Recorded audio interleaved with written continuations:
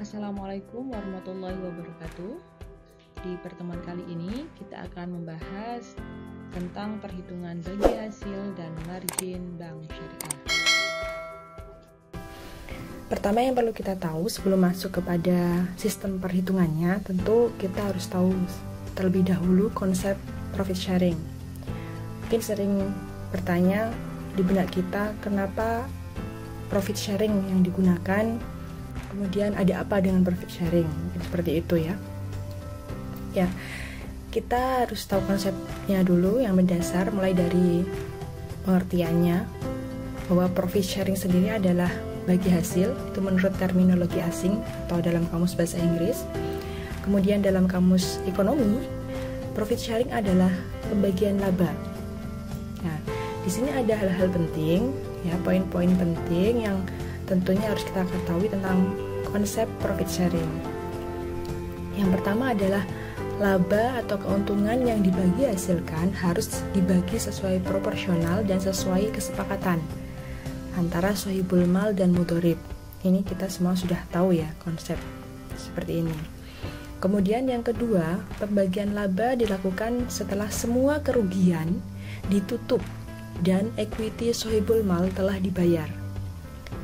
Jadi ketika dalam proses kerjasama, ya, kemudian mendapatkan keuntungan laba seperti poin yang pertama tadi, laba tersebut akan dibagi hasilkan kepada sohibul mal maupun mudharib setelah semua kewajiban-kewajiban dibayarkan. Kewajiban itu seperti apa? Ya, ada hutang, ada biaya-biaya seperti itu dan lain sebagainya. Itu dibayarkan terlebih dahulu, baru dihitung laba bersihnya berapa, baru kemudian dipersentase sesuai dengan perjanjian di awal antara sohibul mal dan mudhorib ketika memperoleh keuntungan. Kemudian inti mekanisme profit sharing terletak pada kerjasama yang baik antara sohibul mal dengan mudhorib. Nah, ini prinsip yang mendasar bahwa mekanismenya harus berlandaskan pada kepercayaan satu sama lain antara sohibul mal dan mudhorib. Karena konsep profit sharing ini ya titik tekannya kepada saling percaya antara pemilik dana dan pengelola dana, ya, saling ridho, saling percaya, seperti itu. Kemudian salah satu bentuk kerjasamanya adalah khirot atau yang kita sebut dengan mudharabah, ya. Kemudian melalui khirot, kedua belah pihak tidak mendapatkan bunga, melainkan mendapatkan bagi hasil atau profit sharing dari proyek ekonomi yang disepakati. Proyek ekonomi ini ya bisa dalam bentuk produksi, distribusi, ya, juga konsumsi juga bisa, gitu kan. Nah, yang membedakan adalah bahwa di sini tidak ada sistem bunga, tapi sistemnya bagi hasil, ya. Dan perlu digarisbawahi di sini adalah melainkan mendapatkan profit loss sharing. Ya, di sini profit loss sharing. Di sini profit keuntungan, loss kerugian. Jadi mindset kita harus terbuka bahwa seringkali orang-orang berpendapat profit loss sharing ini hanya seputar mendapatkan keuntungan saja, ya. Tapi lupa ketika profit and loss sharing ini juga berbagi kerugian jika terjadi kerugian, karena dalam kerjasama kedua kemungkinan ini bisa saja terjadi, bisa rugi, bisa untung. Jadi profit and loss sharing di sini ketika ada keuntungan ya dibagi sesuai proporsi yang disepakati di depan secara eksplisit seperti itu. Namun ketika terjadi kerugian itu juga dibagi, juga di-sharing, gitu kan. Biasanya ketika kerugian itu yang menanggung adalah yang memiliki modal lebih banyak, ya disesuaikan dengan modal yang telah dikeluarkan masing-masing, ya. Kalau misalkan modalnya 100% dari sohibul mal, berarti ya kembali lagi modalnya dikembalikan kepada sohibul mal, seperti itu. Jadi seperti itu ya.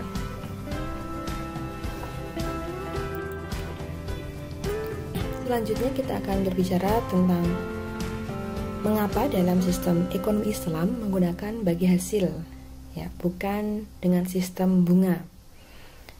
Jika di pertemuan-pertemuan sebelumnya, sebelum kita belajar di rumah dan bekerja di rumah, saya pernah menjelaskan tentang perbedaan sistem bagi hasil dan sistem bunga secara umum seperti apa.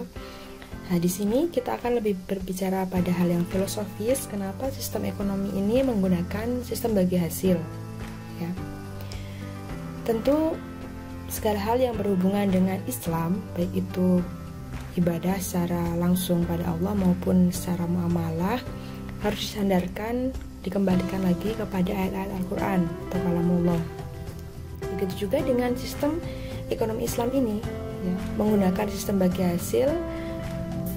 Tentunya kita harus tahu dasar-dasarnya, ya. Yang pertama adalah doktrin kerjasama dalam ekonomi Islam dapat menciptakan kerja yang produktif di masyarakat. Ini juga ada dalam Al-Quran. Nanti bisa dicek ya. Kemudian meningkatkan kesejahteraan dan mencegah kesengsaraan sosial. Ya. Ketiga, mencegah penindasan ekonomi dan distribusi kekayaan yang tidak merata. Ini kita semua tahu ya, bahwa sistem bagi hasil ini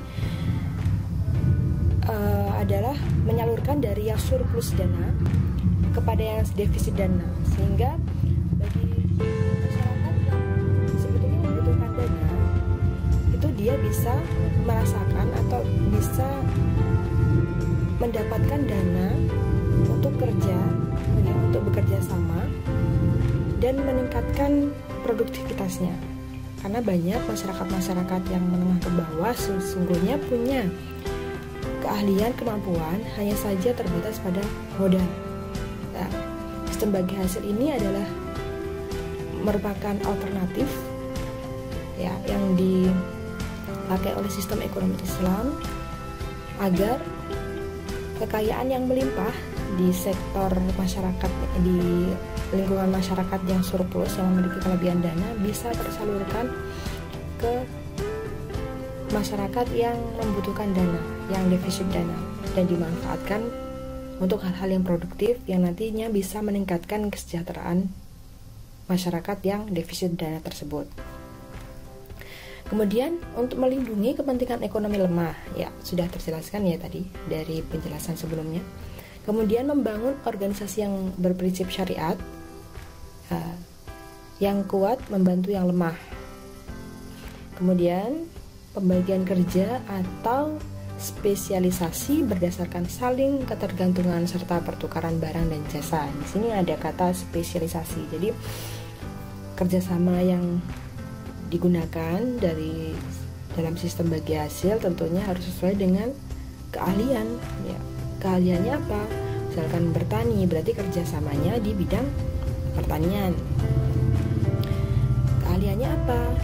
Di bidang perdagangan, berarti kerjasamanya, ya, sistem bagi hasilnya di sektor perdagangan. Ya. Berikutnya adalah konsep perhitungan margin laba dan bagi hasil.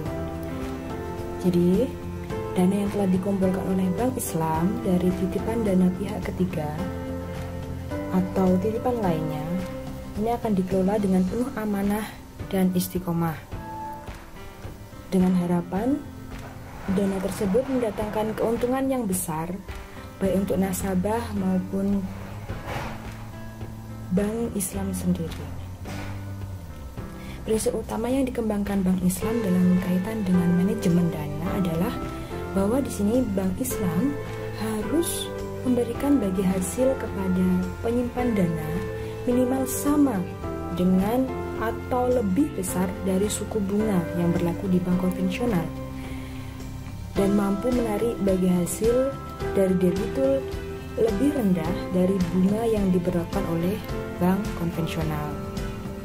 Jadi, oleh karena itu upaya manajemen dari Bank Islam sendiri perlu dilakukan secara baik, baik manajemen dana yang dilakukan Bank Islam, karena ini akan menunjukkan kredibilitas di depan kepercayaan masyarakat untuk menyimpan dananya, sehingga nantinya diharapkan arah untuk mencapai likuiditas, rentabilitas, dan solvabilitas bank Islam dapat tercapai. Selanjutnya adalah perhitungan nisbah bagi hasil penghimpunan dana. Ya. Bagi nasabah yang menginvestasikan dananya di bank syariah dalam bentuk investasi mudharabah, maka investor akan mendapatkan bagi hasil yang didasarkan pada nisbah yang dibuat oleh bank. Ya. Memang idealnya besaran nisbah yang digunakan adalah ditentukan berdasarkan kesepakatan masing-masing pihak yang berkontrak, utamanya untuk kontrak mudharabah muqayyadah. Namun untuk kontrak mudharabah mutlaqah ya di perbankan syariah ditentukan oleh pihak bank, sebab pembagian hasilnya sudah tersistem melalui komputerisasi. Jadi, angka besaran nisbah muncul sebagai hasil tawar-menawar antara sohibul almal dengan mudharib. Dengan demikian, angka nisbah ini bervariasi, misalnya 50 banding 50, 60 banding 40, atau 70 banding 30, atau 80 banding 20, bahkan mungkin bisa sampai 99 banding 1 ya, untuk bank dengan nasabah atau sebaliknya ya. Namun para ahli fikih sepakat bahwa nisbah 100 banding 0 tidak diperbolehkan ya. Di sini ada contoh bagi hasil yang didasarkan pada nisbah yang dibuat oleh bank ya. Yang pertama itu dimulai dari menghitung pendapatan bank. Misalnya pendapatan bank di sini 17,45 per annual. Kemudian yang kedua kita hitung biaya-biayanya, overhead cost-nya sekitar 5% ya, misalnya saja ini ya. Kemudian di situ ada penghapusan pengisian aktiva produktif sebesar 1% per annual. Kemudian ditentukan harapan keuntungannya, misalkan ditentukan harapan keuntungannya sebesar 3% per annual. Ya, di sini cara menghitung nisbah untuk banknya adalah sama dengan biaya plus harapan keuntungan dibagi dengan pendapatan. Atau kalau menurut perhitungan di sini itu ada kesalahan ya. Itu harusnya 5 plus 3 per 17,45, hasilnya 51,6. Kemudian nisbah nasabahnya 100% min nilai bank ya. Nisbah bank di sini sudah diketahui tadi 51,6, berarti 100% min 51,6. Jadi 48,4. Jadi nisbah maksimal produk untuk nasabah sebesar 48,4%. Jadi itu cara penghitungannya. Nah, dalam prakteknya di perbankan modern ya, tawar-menawar nisbah antara pemilik modal, yakni investor atau deposan, dan bank syariah ini hanya terjadi bagi deposan atau investor dengan jumlah yang besar karena memiliki daya tawar yang relatif tinggi. Kondisi ini disebut dengan special nisbah ya. Sedangkan untuk nasabah deposan kecil biasanya tawar-menawar tidak terjadi ya. Bank syariah hanya akan mencantumkan nisbah yang ditawarkan. Setelah itu deposan boleh setuju atau tidak. Bila setuju maka ia akan melanjutkan menabung. Bila tidak setuju, ia dipersilahkan mencari bank syariah lain yang menawarkan nisbah yang lebih menarik. Selanjutnya adalah perhitungan bagi hasil penempatan dana. Yang dimaksud di sini adalah pembiayaan. Dikategorikan menjadi dua, ya, berdasarkan akadnya. Jika pembiayaan itu berakad jual beli, seperti murabahah, salam, istisna, maka bank akan mendapatkan margin atau keuntungan. Tapi jika pembiayaan berkaitan dengan akad syirkah, musyarakah, mudharabah, maka memerlukan perhitungan-perhitungan yang cukup terperinci, dan ini akan kita bahas di slide-slide selanjutnya. Selanjutnya adalah perhitungan bagi hasil penempatan dana. Yang dimaksud di sini adalah pembiayaan. dikategorikan menjadi dua, ya, berdasarkan akadnya. Jika pembiayaan itu berakad jual beli seperti murabahah, salam, istisna, maka bank akan mendapatkan margin atau keuntungan. Tapi jika pembiayaan berkaitan dengan akad syirkah, musyarakah, mudharabah, maka memerlukan perhitungan-perhitungan yang cukup terperinci, dan ini akan kita bahas di slide-slide selanjutnya. Selanjutnya tentang perhitungan bagi hasil pembiayaan. Ya, penentuan bagi hasil pembiayaan dapat dihitung dengan memperhatikan beberapa hal sebagai berikut, ya. Yang pertama itu ada faktor. Ya, di sini yang dikategorikan faktor-faktor yang harus diperhatikan dalam penentuan nisbah pembiayaan. Yang pertama ada harga jual barang dagang, harga jual kepada pembeli, volume penjualan barang dagang per bulan, nilai penjualan, laba bersih penjualan barang dagang. Kemudian yang kedua di sini ada profit margin. Kemudian yang ketiga ada cash to cash period. Yang ini perhitungannya sama dengan 360, ya, karena periodenya 1 tahun. Di sini diasumsikan 1 tahun kerja, dibagi dengan DI. DI di sini adalah D inventories, kemudian ditambah dengan D receivable, ditambah dengan D payable. Nah, ini data-data dari neraca. Kemudian yang keempat adalah profit margin per tahun. Ya. Kemudian yang kelima ada hitungan. Ya. Hitungan di sini terkait dengan nisbah sahibul mal adalah expected return atau actual return dikali dengan 100%. Kalau nisbah mudharib adalah 100% min nisbah sahibul mal.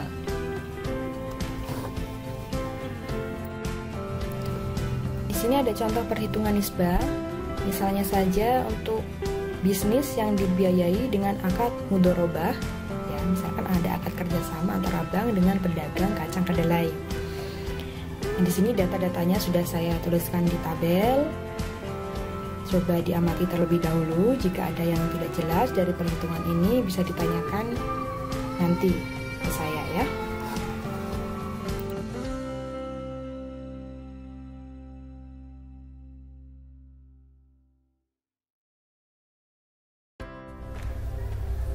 Selanjutnya ada pembahasan yang menarik terkait penentuan profit margin untuk pembiayaan jual beli. Ya, kita tahu atau kita mungkin sering dengar bahwa di masyarakat ini pembiayaan di bank syariah itu kok hampir sama dengan pembiayaan di bank konvensional. Nah, mungkin penilaian masyarakat itu berawal dari pembiayaan yang diikutinya di bank syariah dengan menggunakan akad murabahah ini. Karena memang di beberapa poin murabahah ini relatif mirip sekali dengan pembiayaan dengan sistem suku bunga. Misalnya saja dalam pelunasannya, ya. Kalau murabahah itu pelunasannya juga dalam jangka waktu tertentu. Begitupun dengan pembiayaan di bank konvensional dengan sistem suku bunga, itu menggunakan juga jangka waktu untuk penentuan pelunasannya. Yang kedua adalah ketika kita berbicara tentang biaya pembiayaan dalam sistem pembiayaan murabahah dan sistem pembiayaan di bank konvensional berdasarkan suku bunga, memang di sini ada hal yang sangat mirip antara sama-sama mengambil keuntungan.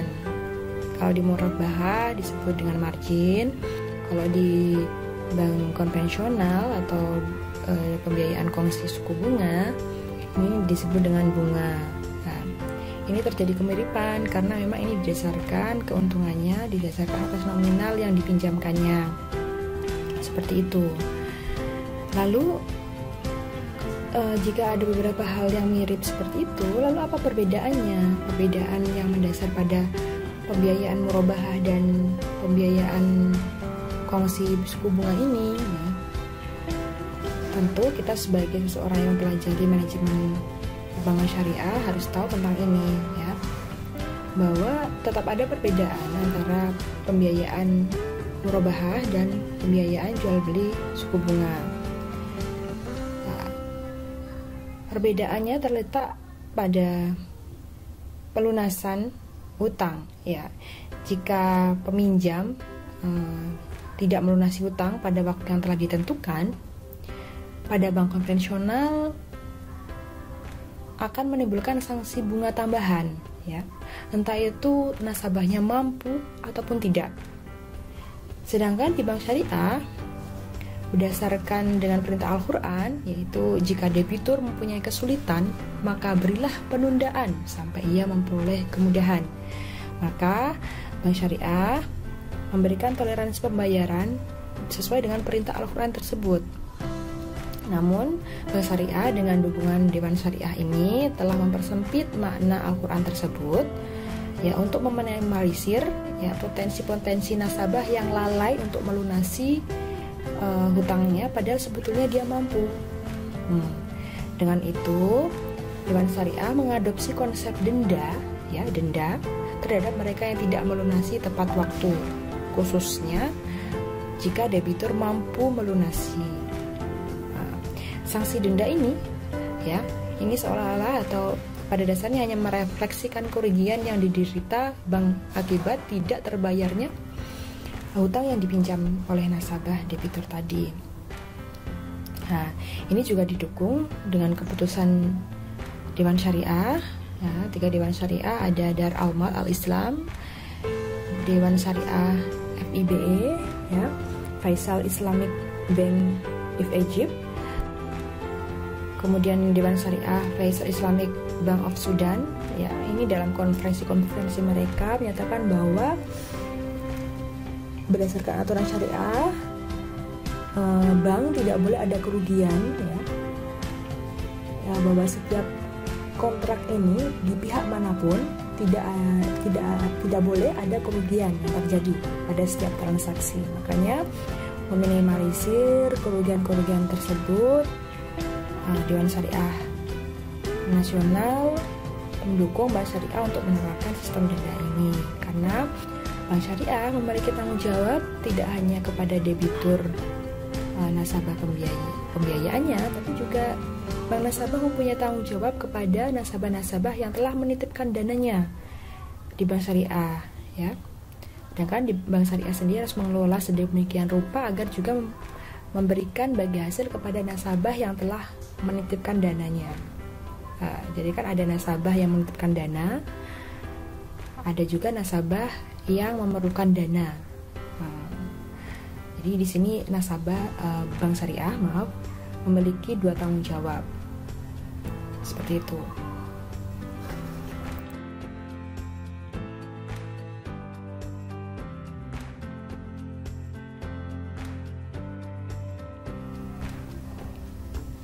Selanjutnya di sini ada penentuan harga jual murabahah yang efisien. Ya, kita tahu bahwa bank-bank syariah pada umumnya telah menggunakan murabahah sebagai model pembiayaan yang utama ya. Karena dalam prakteknya bank-bank syariah di Indonesia memiliki portofolio pembiayaan murabahah mencapai 70-80%. Ini bisa dicek di laporan bank syariah ya, di website OJK maupun BI. Ya, karena memang kondisi seperti ini tidak hanya di Indonesia ya, karena ini terjadi juga di bank-bank syariah yang lain di negara lain seperti Malaysia, Pakistan ya. Apa yang membuat pembiayaan dengan sistem murabahah ini lebih tinggi dibandingkan dengan pembiayaan dengan akad lain ya? Ini ada beberapa hal yang menyebabkan memang. Yang pertama, karena murabahah adalah suatu mekanisme investasi jangka pendek dan cukup memudahkan dibandingkan dengan sistem bagi hasil. Jadi untuk orang-orang yang sama sekali belum memiliki pengetahuan tentang sistem ekonomi Islam, sistem perbankan Islam, memang murabahah ini adalah salah satu akad yang paling mudah ditawarkan kepada masyarakat-masyarakat yang ingin mendapatkan pembiayaan dari perbankan syariah. Kemudian yang kedua, ada markup murabahah dapat ditetapkan sedemikian rupa sehingga bank syariah dapat menghasilkan keuntungan yang setara dengan bank-bank konvensional.